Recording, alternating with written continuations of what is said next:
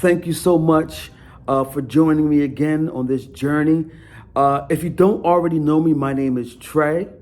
And this episode was really special to me because have you ever had that feeling where you didn't feel ready for something? Well, that's what this episode is about. There was a business meeting that I had, and I'm going to take you inside of. I didn't quite feel ready for it, but that's when growth happens, when you take that leap, even when you're not ready. But before I get into that business meeting, you see that part of it. There's something that I forgot, a mistake that I made that I'm going to tell you a little bit about right now. Check this out.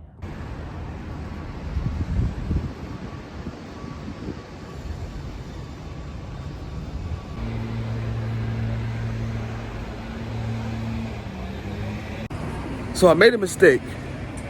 I thought yesterday the last episode was the final one of season 2, but actually it's today. So it just hit me yesterday. I was like, wait, last episode wasn't the last one of season 2. This is the one. And like I always say, I'm not here to post my highlight reel. This is not a highlight reel. Most people on social media, what you see is their highlight reel. What you're seeing with what I'm documenting is just my life. The good, the bad, and some portions of the ugly. You don't want to see everything. But as much as I can share, I share.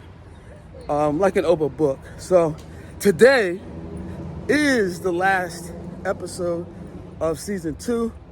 And it has been an amazing journey. Today I have a meeting that I have at 12 o'clock.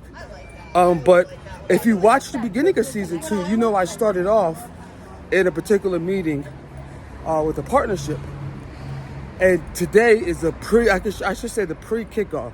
So we haven't signed anything yet, but it's a pre-kickoff. So we're seeing if there's any synergy. And I'll bring you into that meeting, so stay tuned. Hello. Good, how you doing? Good. All right, made it to the gym. Let's get going. Let's do this. Let's get it. One thing I can say, I'm definitely getting stronger. I started off curling and benching with the 30 pounds. And now I'm at the 45 pounds. Whew, so definitely getting stronger, which is a good sign, week by week. Giving somebody a compliment goes a long way. I was just talking to the manager here at Starbucks, and I was just telling her, because I was just congratulating her for the new space, and it looks really nice. She's like, thank you so much. We're getting more complaints than compliments. And I've known her, for a very long time, and I've seen her work hard to get it to where it's at right now. And she was so, taken back just to get a compliment. She goes, not too many people give compliments, and I really appreciate it. So if you have an opportunity to give somebody a compliment, just do it. You don't realize what people are going through. Just that little compliment can help change your day. So I made a last-minute decision. I don't even know if it was even my decision, but I had a intuitive thought to bring in a good friend of mine who's from South Africa. He is a multimedia designer. He's an artist and more. He's very talented, and we've been friends for at least maybe a decade or so. And we worked together on different projects, 1 or 2 projects before, but I want to bring him in on this next call just to get his ideas, just to get his thoughts, and just, you never know. So I just wanted to put it on record really quick because I was a little nervous, so I just wanted to put it on record, see where it goes. I don't know, but I want to bring you into that as well so you can see, how this all plays out. Transparency is key. So one of the things that I wanted to, in the meeting, I wanted to make sure that we have a recording of the meeting. So if you see here, I asked Jojo if he had the capability to record our session so that we both have it for our records. And then I went a step further, I said, hey, perfect. Then I can keep it in my Studio 9 folder. So one of the things I did was I just didn't write that text. I actually showed him the folder that I'm going to keep it in. This is just little things to humanize your relationship, especially if you're working in a global capacity. You have a global team. These little things go a long way, you know. So I just want to share that with you. Yeah, the agenda. Yeah. Yeah. Okay. Yeah. So what we'll do is I'll just walk through the agenda, and it's more. We want this to be more of a conversation than like sticking to the agenda. But the agenda is just there to kind of give us the talking points, you know, so we can move through it. So are you able to record? Are you able to record it? That way we both have it for our records. Yeah, we're recording right now. Okay, cool, perfect. Okay, so if what I'll do is I'll start by introducing me and my partner here, Stay, and then you guys can introduce yourselves and a little bit about, and then we can start there. So, on the call, he's from South Africa, currently in Cape Town, but I'll let him explain himself. I'll let him introduce himself. Hi, Jordan. How are you? Yeah, I'm doing good. Based on startups and stuff, and eventually we'd like to sort of regress into startups. That would be, we would set a price that we're selling for, and then from that, the buyer would pay us in installments over 12. And then once we get all the pre-acquisition stuff aligned, then we would do some agreements. Like I would send you an agreement, an engagement agreement that we'll sign dotted line, and then we'll start looking at post-acquisition activity. So once it's acquired, so let's say somebody buys it, we can help you with due diligence. Like so for the people that's looking to buy your company now, I would help you with the due diligence aspect of it. Who is this person? Why do they want to buy it? How do they see, all these things? And then even negotiations and closing. I can help you with that as well. So it's broken down, so option one is really broken down into like those three different buckets. Pre-acquisition activity. Oh, okay. Yeah, so that's my vision. That's my personal vision. That's option two. So option two is for that, I believe that there's untapped talent, or not even untapped talent. There's talent on the continent, and I think there's a bridge that we can build. And I see this agency. And that I want to go back to my team and Yes. sort of, we can sort of mix and match or see what works best for us and stuff like that. So Yep. Yeah, And definitely. speaking of your team, and that's, to be honest with you, like that's the part I have a challenge with because of that transition.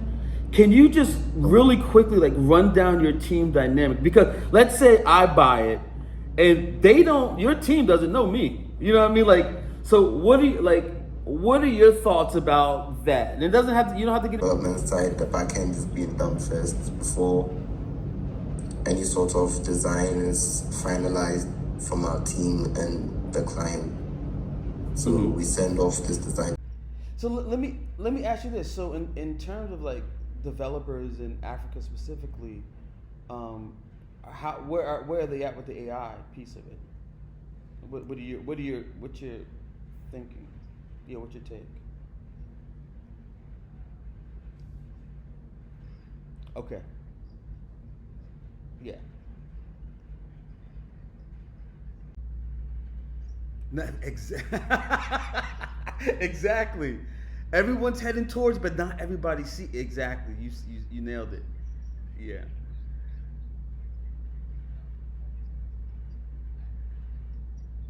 Yeah. Yes. Yeah. Mm-hmm. Yes.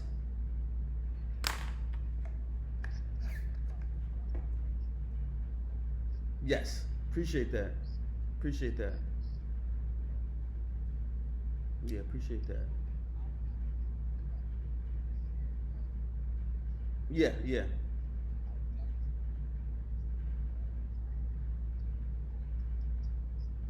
Yeah.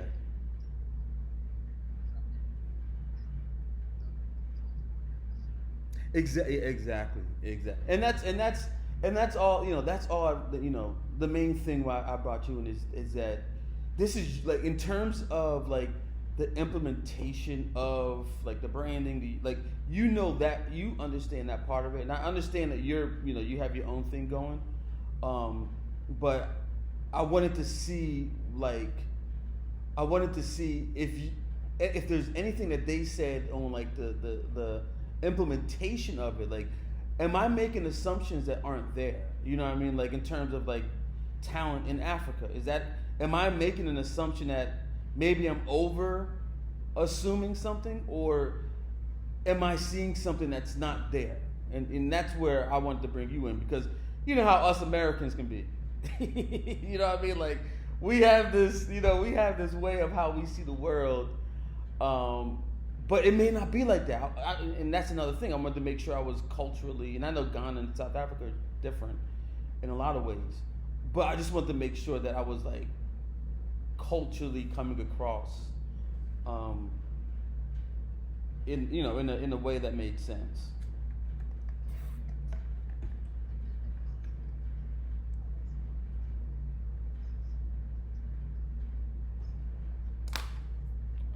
Did I send you their website? Oh, my bad. Here, let me do that right now, actually.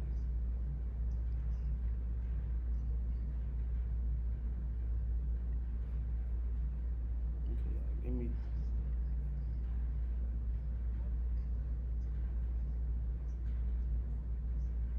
Yeah, that's my website. Yeah, that's my website. Yeah, that's me. I'm gonna send you their website. I just sent it. Yeah, I just sent you their website. Okay, that went pretty well. Yeah, this is an interesting process. Of really kind of building a business is really personal, and working with people that actually they see an opportunity. It's personal, but the other side of it is that it's not personal, because it's all a business is a bunch of systems and processes that to give you output. It's a machine, but you want to in the conversation, I'm navigating the personal side of it and the machine side of it, and seeing where the value is and where we can create more value. So I'm still processing, but I just want to give you my first reaction. One lesson that I got from that meeting today was sometimes you have to do things that you may not be ready for, and punch above your weight class sometimes, because what that does is it builds new memory muscles, in order to grow. And some of the things that I was during that meeting, I don't know if I was 100%. I'm 100% ready for, but it just reminded me to do things that you may not be ready for. That's how you grow. Things that you may be intimidated by. That's how you grow. It's just like I remember playing basketball. We would always, as a kid, you always try to play up. You want to play against the bigger kids, and that's kind of like how today was. Today, not that it was like bigger kids. It was just a new set of muscles, a new set of growth. When rather than trying to hire one person, you're hiring a whole team or a whole company. So there's more complexities that go into that, and those complexities get exposed really quick, and you kind of see where you're at. You start to see your strengths, your weaknesses, opportunities that you can exploit, and then what are some of the threats? Called the SWOT analysis. But yeah, so that's something that I walked away with as I'm processing it. Is like, okay, I see where I'm at, and I see where I need to improve. Had I not had that opportunity, maybe I would not be in this position. Now I see, as I'm building out this process, this engine, this flywheel, it's starting to, show itself. You want to see it, you want to test it. I'm testing a flywheel, I'm testing a process. You want to see how much pressure it can take, and you don't want it to break. But if it does break, at least you can try to fix it, put it back together. So Hope that's of value to you.